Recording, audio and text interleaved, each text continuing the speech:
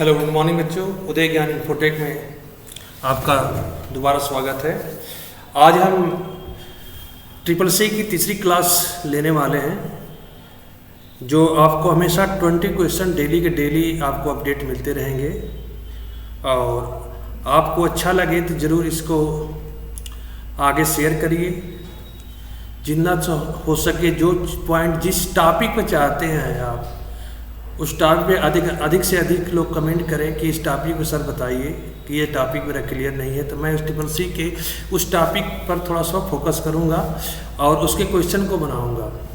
Basically ये जो question है जितने भी मैं दे रहा हूँ, नीलेट के प्रीवियस ईयर से क्वेश्चन आए हुए हैं, उसके बेस पर है। इसलिए ये इतने इम्पोर्टेंट क्वेश्चन है, मैं उसी को छाड़ करके ही आपके सामने ये 20 क्वेश्चन डेली के डेली देता हूँ, जिससे आपको पढ़ने में भी आसानी हो और आपको समझने में भी आसानी हो। और इसके मैं पूरी कॉन्सेप्ट को प्राप्त करूँगा कि इसके अंदर ज़्यादा से ज़्यादा जितने ऑप्शन होते हैं उसको एक्सप्लेन करूँगा, पूरी फुल कॉन्सेप्ट दूंगा कि अगर इससे एक क्वेश्चन आपका आता है तो इससे मल्टीपल क्वेश्चन आप खुद कर लें।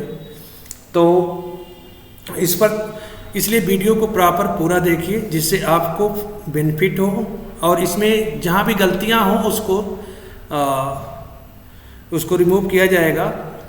जहाँ पर हो सकता है कि मैं कोई पॉइंट गलत बोल चुका हूँ, तो उस चीज़ को ध्यान दीजिए, मुझे बताइए कि सर यहाँ पर गलत बोल दिए थे, तो मैं उसको करेक्शन कर लूँगा। कोई इससे मुझे इशू नहीं है।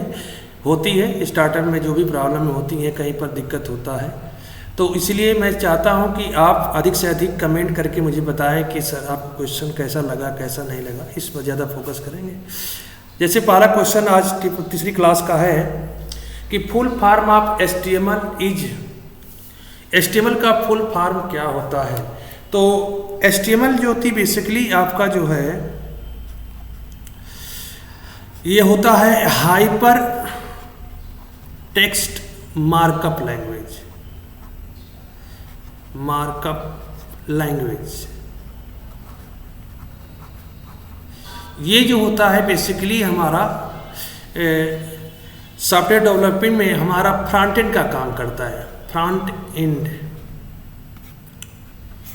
एंड काम करता है। जो भी हमें, जैसे आपका गूगल फॉर्म हुआ या कोई बटन हुआ, कोई कंट्रोल है, शिफ्ट है, आपका टैब है, आपका बटन है, आपका रेडियो बटन है, आपके ये जितने भी फॉर्म डिजाइन किए जाते हैं बेसिकली ये HTML का यूज ही किया जाता है, और जिसका फुल फॉर्म होता है हाइपर टेक्स्ट मार्कअप लैंग्वेज। तो इसमें बस एक ही ऑप्शन है आपका हाइपर टेक्स्ट मार्कअप लैंग्वेज, तो इसका राइट आंसर आपका A होगा। नेक्स्ट क्वेश्चन कह रहा है कि game playing become convent with the help of, कह रहा है कि गेम प्लेइंग में कौन सा ऐसा आपकी डिवाइस है जो ज़्यादा कन्वे करती है, आपको ज़्यादा अंडरस्टैंडिंग आती है। तो माउस तो बेसिकली पॉइंटिंग डिवाइस कहा जाता है, लाइट पेन भी पॉइंटेड डिवाइस है, कीबोर्ड आपका इनपुट डिवाइस में ही आता है, माउस भी इनपुट डिवाइस है, लाइट पेन भी नहीं। लेकिन जॉयस्टिक जो होता है, जॉयस्टिक जो होता है आपका, वो बेसिकली बनाया गया था डिवाइस बेसिकली गेम प्लेइंग के लिए, तो जॉयस्टिक इसका राइट आंसर है। नेक्स्ट क्वेश्चन कह रहा है कि which shortcut key is use to insert text box in Libre Office impress.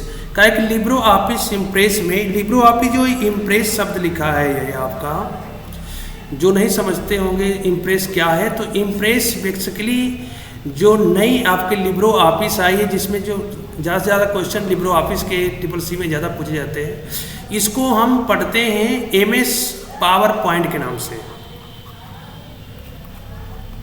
MS power point के नाम से। तो MS पावर पॉइंट को ही हम क्या करते हैं, इम्प्रेस करते हैं लिब्रो ऑफिस में।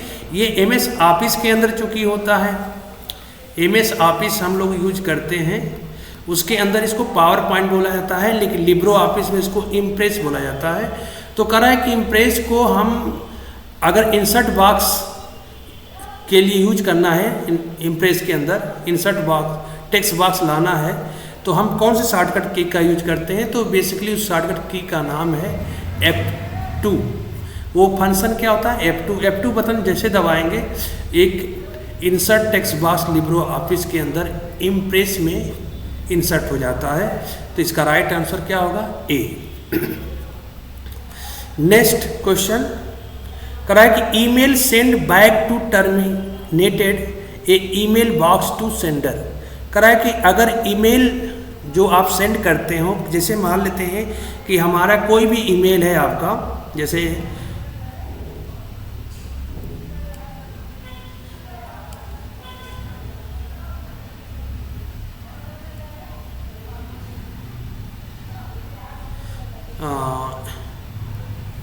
वन मिनट,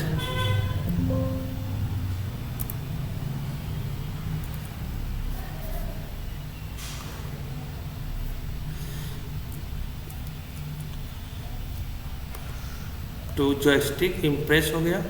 हाँ, करा है कि ईमेल जो होता है हमारा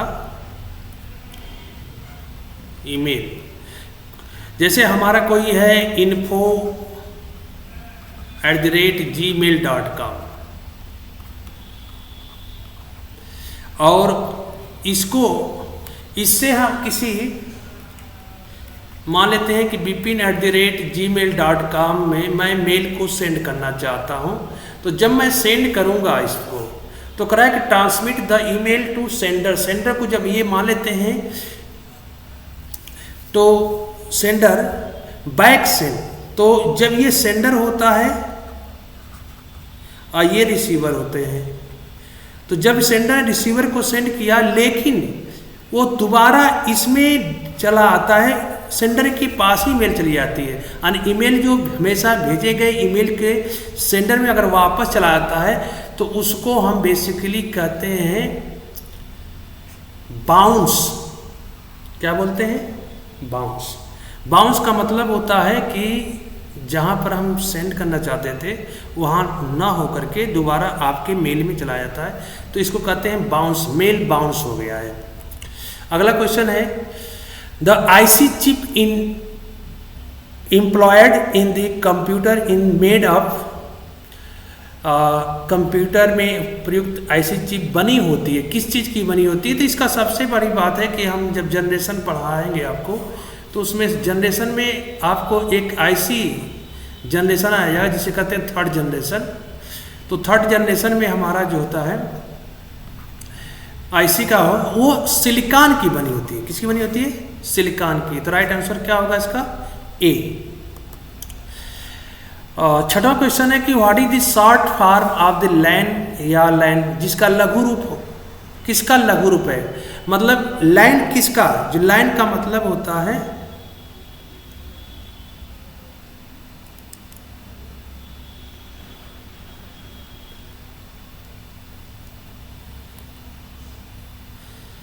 लाइन का मतलब होता है आपका एक 1 मिनट,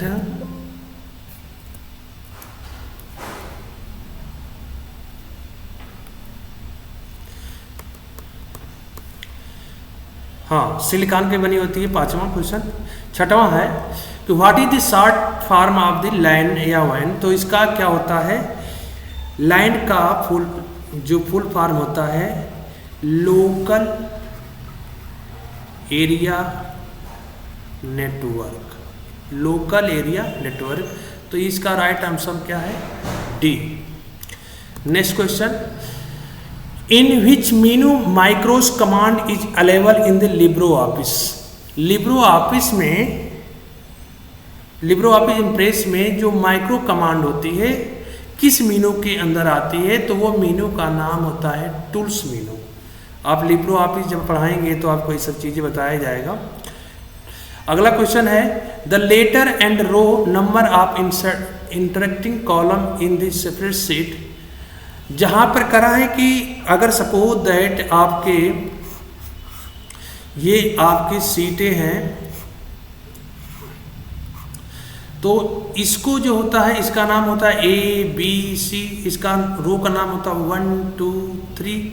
तो करा है कि जब दोनों एक दूसरे को क्रॉस करते हैं, सपोज दैट में क्रॉस करें, तो इसको क्या बोलते हैं?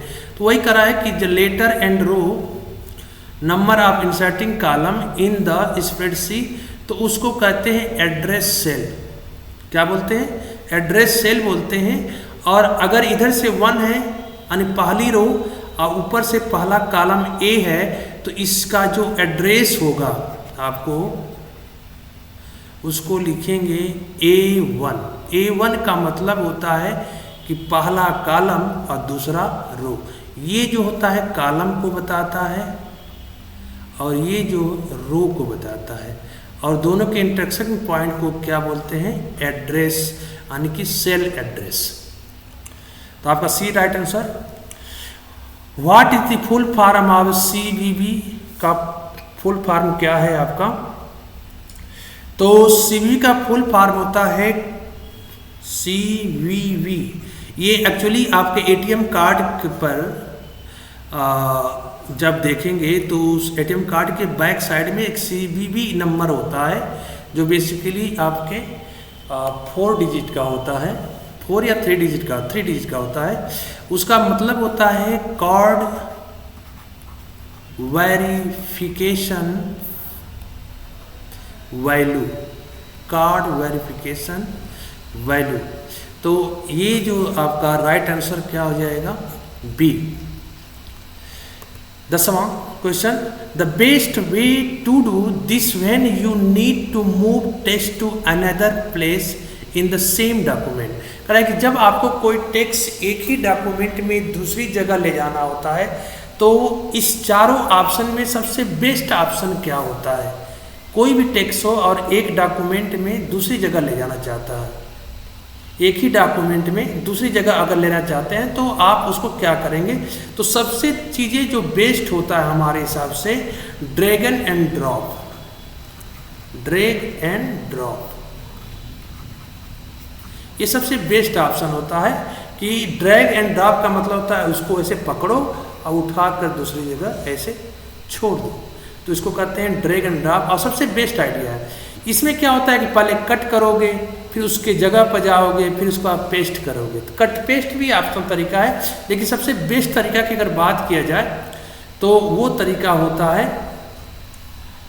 Drag and drop. अब इसमें करा है कि डिलीट करेंगे फिर रीटाइप करेंगे, तो दोस्तों आपका दोबारा काम हो गया। रीयूजेबिलिटी को फॉलो नहीं किए तो ये तो ऑप्शन गलत आपका रहेगा, ये भी ऑप्शन गलत हो गया। फाइंड एंड रिप्लेस का ऑप्शन ये तो सरासर गलत है। तो सबसे जो बेस्ट तरीका है परफॉर्म ड्रैग एंड ड्रॉप, यानी कि एक जगह से आप इसको पकड़िए और दूसरी जगह इसको क्या करें? ड्रॉप कर दीजिए। तो सबसे बेस्ट राइट आंसर क्या होगा? ए। NRI मीन्स का अर्थ क्या होता है? NRI का फुल जो फॉर्म अगर देखा जाए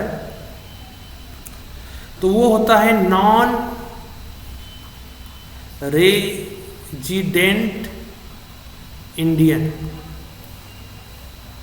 यानी कि जो लोग इंडिया के रहने वाले थे, इंडिया के, और अगर जाकर दूसरी कंट्री सपोज आप अमेरिका चले गए और वहाँ की जाकर के रेजिडेंसी हो गई, यानी कि वहाँ की नागरिकता आपने ले ली, नागरिकता आप अदर कंट्री के लिए दूसरे कंट्री की आपने रेजिडेंसी ले लिए हैं, तो आप उनको NRI कहते हैं, यानी कि non residence India, non resident Indian.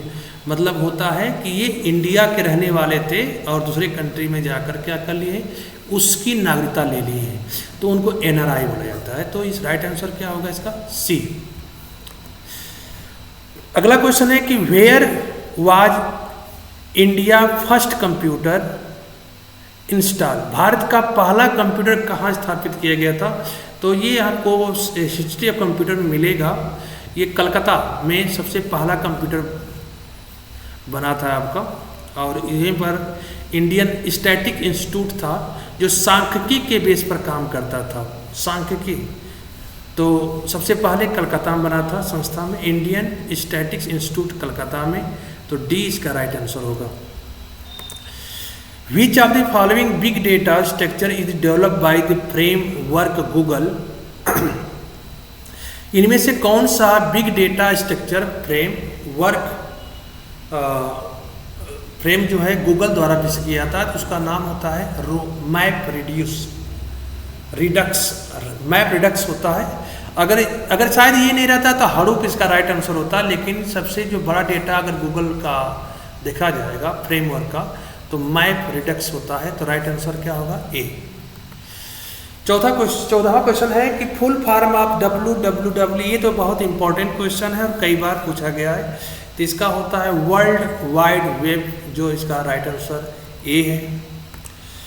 15वां question देखिएगा, generally which types of operating system use to operate satellite, करा कि जो सैटेलाइट में ऑपरेटिंग सिस्टम होता है वो जनरली जो होता है किस पर्पस, उपग्रहों पर जो संचालन प्राय किस प्रकार के ऑपरेटिंग सिस्टम के जब हम टाइप्स बताएंगे, ये CCC के दूसरा लेसन है टाइप्स ऑफ ऑपरेटिंग सिस्टम, और वो भी केवल GUI का ऑपरेटिंग सिस्टम के बारे में बात हुआ है, तो उसमें मल्टीपल टाइप ऑपरेटिंग सिस्टम होता है। तो जो सैटेलाइट होती है, सैटेलाइट बेसिकली जब ऑपरेटिंग सिस्टम जिसमें इंस्टॉल करते हैं तो सैटेलाइट के लिए बेसिकली ऑपरेटिंग सिस्टम जो होता है रियल टाइम सिस्टम होता है। रियल टाइम का मतलब कि हम इसलिए सैटेलाइट पर उस ऑपरेटिंग सिस्टम को डालते हैं जिससे मुझे उसकी दिन प्रतिदिन day by day at time exact time पर हमें वहाँ पर क्या चल रहा है उसका मुझे पता चलता चले, तो इसलिए उसको कहते हैं real time operating system. Right answer of A. 16, what is the name of the first recognised IoT internet of things, ये भी आपका लेसन के अंदर है IoT।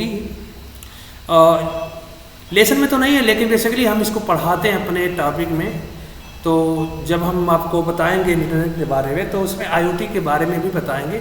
तो करा कि IoT में सबसे पहले जो रिकॉग्नाइज किया गया था तो उसमें सबसे पहले जो बना है उसमें है ATM सब में, यानी कि first what is the name of the first recognise किया गया था, तो ATM जो होता है IoT की देन है, इसलिए ATM is the right answer. Answer इसका बी होगा।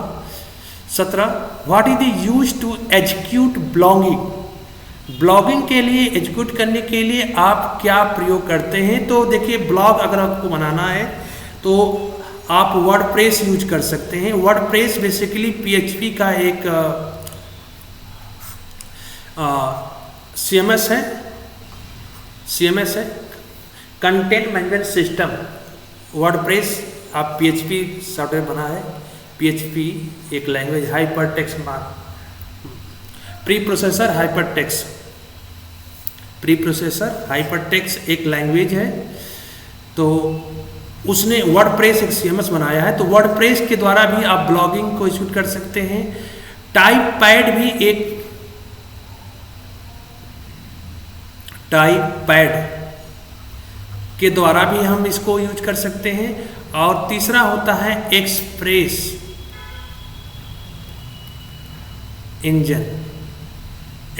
इंजन भी होता है, इसके द्वारा भी हम क्या कर सकते हैं, यूज कर सकते हैं। तो ए भी सही है, बी भी सही है, सी सही है, इसलिए आपका राइट जो आंसर होगा डी सही होगा, क्योंकि तीनों सही हैं ऊपर।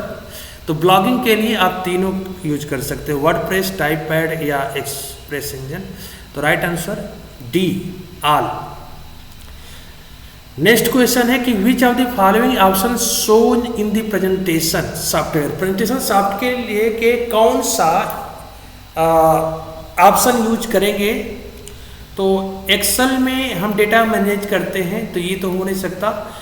MS पावर पॉइंट बेसिकली जो होता है प्रेजेंटेशन के लिए ही होता है, कोई भी डेटा को प्रेजेंट करता है प्रेजेंटेशन के लिए ही यूज होता है।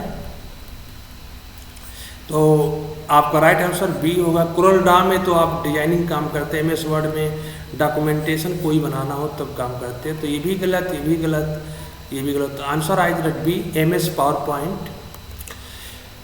19 क्वेश्चन है कि which the view of the word processing depict header and footer in the document. Header और फुटर डॉक्यूमेंट के अंदर जो होता है बेसिकली उसको हम नॉर्मल व्यू कहते हैं। क्या हम कहते हैं? Normal view. नॉर्मल व्यू में हम डॉक्यूमेंट के हेडर फुटर को प्रोसेस करते हैं। लास्ट क्वेश्चन है आपका कि how is data organise in this spreadsheet. Spreadsheet में डेटा को हम कैसे ऑर्गेनाइज करते हैं। तो आपको पहले भी बताया है कि डेटा को जब ऑर्गेनाइज किया जाता है, यानी कि कलेक्ट किया जाता है या आप बैकअप लेते हैं, तो उसमें एक कॉलम होता है और एक रो होती है, और इनको कॉलम और रो के फॉर्मेट, क्योंकि ये आपका रो चलेंगी और ये आपके कॉलम चलेंगे, तो इसलिए row and column is right answer is D is right answer. Thank you सभी बच्चों को जो आपसे क्लासेज ज्वाइन किए हैं बच्चे, जो पढ़ने के इच्छुक हैं, उनको भी ये डॉक्यूमेंट शेयर करें और उनको बताएं कि अधिक से अधिक क्वेश्चन को देखें, और डेली की डेली मैं क्वेश्चन इसी तरह से आपको दूंगा जो इम्पोर्टेंट होगा बेसिकली। और ये पिछले जितने भी नीलेट में क्वेश्चन आए हैं ट्रिपल-सी के, मैं उसी क्वेश्चनों को छांटता हूँ और आपको ये सब चीज़ें ला कर प्रेजेंट करता हूँ कि आपको अधिक से अधिक सुविधा मिले। और एक ऑनलाइन एक ऐसा माध्यम है जिससे आपको मैं फ्री में ये चीज़ दे सकता हूँ, तो प्रयास करें कि पूरी वीडियो देखें, जिससे आपको अधिक से अधिक क्वेश्चन आपको कलेक्ट हो और पेपर देने में आपको आसानी हो। आज के लिए इतना ही। नेक्स्ट ट्रिपल-सी के क्वेश्चन को लेकर मैं अगले दिन उपस्थित होऊंगा। धन्यवाद।